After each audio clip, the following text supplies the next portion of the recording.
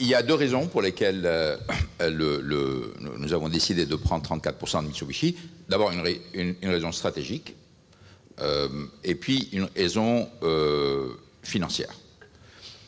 Mitsubishi n'est pas une entreprise inconnue. Mitsubishi travaille depuis très longtemps avec Nissan sur des accords ponctuels. Mitsubishi a aussi négocié avec Renault un certain nombre d'accords qui n'ont pas abouti d'ailleurs de fourniture. Donc c'est une entreprise que nous connaissions, avec laquelle nous travaillons. Alors nous avons décidé de rentrer. Nous avons décidé de rentrer donc pour deux raisons. Premièrement stratégique, parce que sans faire un très long discours, si vous voulez, l'industrie automobile aujourd'hui, elle a essentiellement deux piliers sur lesquels elle doit être compétitive. Un, l'innovation, on va beaucoup en parler, innovation technologique, innovation en matière de design, innovation en matière d'organisation. Et puis deuxièmement, l'échelle.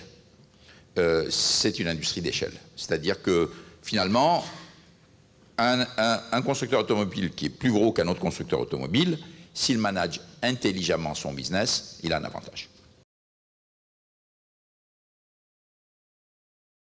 La voiture autonome, ça a commencé. Parce que les degrés d'autonomie, nous les classons en trois catégories. C'est autonomie, autoroute, une ligne. Autonomie, autoroute, plusieurs lignes. Et autonomie urbaine. Voilà, il y a trois étapes.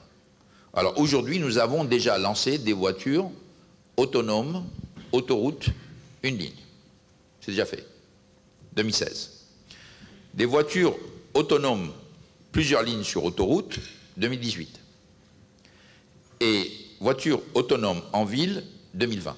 Alors après, il y a ce qu'on appelle le robotaxi, ou la voiture sans chauffeur, qui intéresse Apple, Uber, Google et tout le monde, parce que là, il y a un but commercial.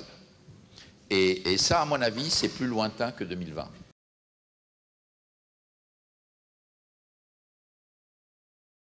C'est un concept car. Un concept car, ce sont des couleurs, ce sont des formes, ce sont des pièces technologiques, ce sont des fonctionnalités qu'on met dans la voiture pour faire réagir les personnes qui viennent au salon.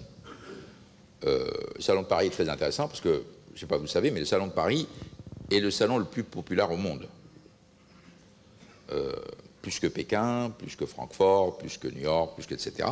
Le nombre de visiteurs au salon de Paris positionne de visiteurs publics positionne le salon de Paris comme numéro 1 mondial. Donc, si vous voulez, nous avons plusieurs millions de personnes qui viennent au salon de Paris et qui réagissent par rapport à ces produits et par rapport au concept car. Donc, pour nous, c'est une source d'information sur qu'est-ce qui fait réagir le public, qu'est-ce qui fait pas réagir, qu'est-ce qui les intéresse.